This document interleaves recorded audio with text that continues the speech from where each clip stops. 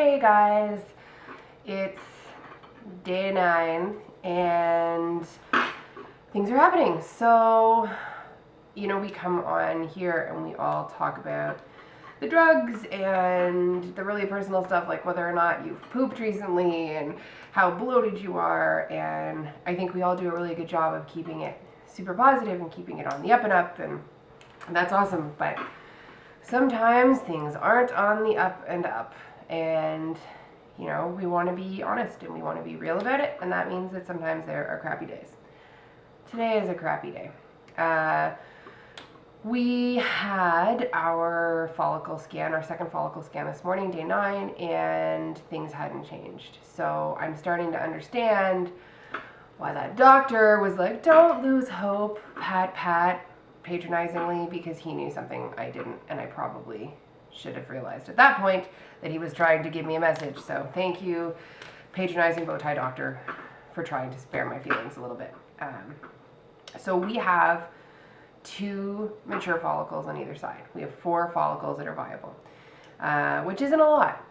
By the time a couple die off and maybe there's a follicle that doesn't have an egg in it, there's not a lot left there to freeze. There's not a lot left there to do things with. And I knew I'd be a low responder, but I just didn't realize that I'd be this low of a responder. And then we start talking to the ultrasound technician, and she's, really reefing on my right side and takes her heel and just jams it in. And at this point, I'll show you how bloated I am. I look super fun. I look pregnant. I'm really tender, my ovaries are huge, and so she's really reefing on it, and finally she says, listen, okay, here's the thing. When an ovary is hard to reach, what did she say? When an ovary is hard to reach, we usually hope that it'll drop when it gets heavy, which isn't happening. And we hope that when we really give it, it will move, it'll slide a little bit, but yours isn't. So it turns out that in the couple of months since my last surgery, so that was November 27th to now, which is December, January, so 3 months, my right ovary has completely adhered to the back of my uterus again, in 3 months. And that's 3 months on hormonal birth control, which is supposed to stop the endometriosis from doing stupid shit like that. But so it's not good. Okay, so here we go. So she says she's pushing on it and it's not moving. And so she says, you'll talk to the nurse, but I think they may want you to speak to the doctor. So we speak to the doctor. And the doctor essentially, she says this. We could, I said, what happens if we can't reach that second ovary? What happens if it's just the left and we only have 2 eggs? That's not a lot. That's not enough. That's not enough for a cycle. And she essentially said, well, yeah, we can talk about 2 eggs. We'll talk about canceling your cycle. There's another protocol that we can put you on. It would give you up to a 20% increase in yield. Why we didn't start there is a little bit beyond me, but that's neither here nor there. It'll give you 20% more yield, but the problem is even if we stop stims today and we don't do an egg retrieval, just full out cancel the cycle, it's going to take 3 months for your body to heal from what you've done to it with stims. And in that 3 months, while I won't be on birth control, so whatever control that had over the endometriosis,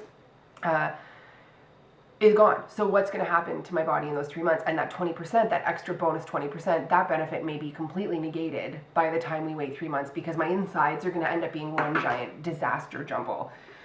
So we're at a point now where 3 months is like an eternity for my insides. In 3 months, things are changing so drastically that I may, this journey may be over. This may not be an IVF blog. This might be an egg donor blog. So I'm sorry I'm all over the place today. I'm a little, okay.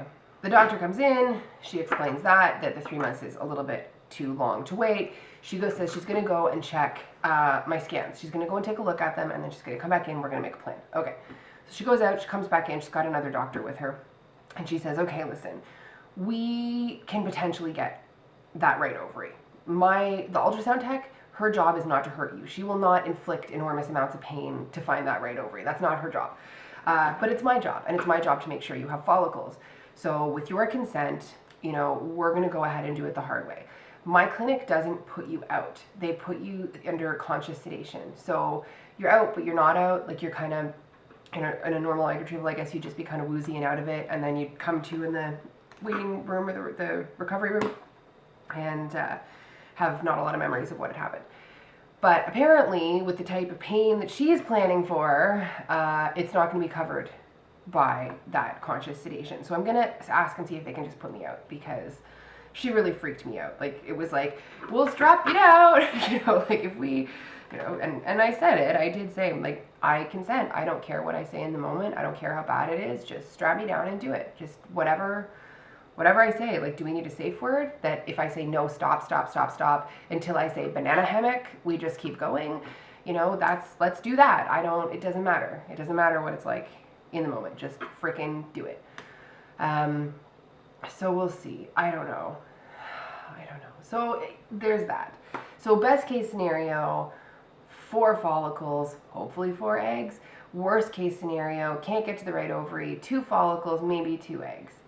I mean, I gotta be honest, I'm trying to keep it on the positive, and I'm trying to be faithful and, believe in the process, but man, it's challenging. Like 4 eggs, 4 freaking follicles, not even 4 eggs, and how many of them are gonna die off? Will they fertilize? Will they have any type of quality? I don't know what's gonna happen. So that's the scoop. So I cried a lot at work. It doesn't help, right? It doesn't help that you're, at this point, you're stimmed out of your mind. I'm so emotional. I've now flipped from grumpy to just like, I cry a lot. I've got a rockin' headache, though that could be from the crying. And I just, like, my girlfriend took me out for lunch, which was really nice. And then I left work, and then I went to my mom's and just like, ah! And now I'm home. Yeah, so we're disappointed, and Ian's being great. He's a little bit more hopeful than I am, but he, he's that person, right? He's that really lovely person who has hope, even if he knows maybe he shouldn't, and has hope in the face of unhopeful situations, which is part of the reason I love him, but it's tricky. So, retrieval on Saturday. We go in tomorrow for another scan. Hopefully some of the little ones have caught up. Like, I gave them a pep talk. Okay, this is what we're gonna do. And I'm hoping that they're listening, because even if we got 6, even if we got 2 more, even if we just got 2 more, I would be so happy. So hopefully a couple catch up. We'll do our trigger shot on Friday, which is Ovidril, and off we go. As a sidebar, Orgalutron, which is the new Cetrotide that I'm taking. It's Ganirelix. It's a different brand name of Ganirelix. But it is, if you are doing Orgalutron, you need to know that it is this needle. Let me see.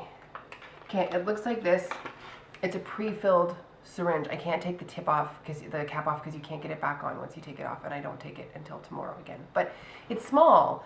Okay, you need to move the plunger a little bit before you do it, because it's got a weird air bubble consistency. It's gonna drip. It's okay, and the plunger can get stuck because it's rubber and it's pre-filled, and it can sit like that for quite a while. You need to just give it some love. But the other weird thing about it, I don't know whether it's a different gauge or whether it's just a different shape or something, but it's really hard to get into the skin. So the first time we did it, I'm all bruised, which is funny because I don't ever get bruises, but Ian went to do it, and he's a pretty solid pro now. Like, we've done 2 or 3 needles or 4 needles a day for the last week and a half. But he went to do it, and it just bounced off 2 times. So he did that. I've got 2 rockin' bruises, and it just bled like crazy. It pierced the skin, but it just didn't go in.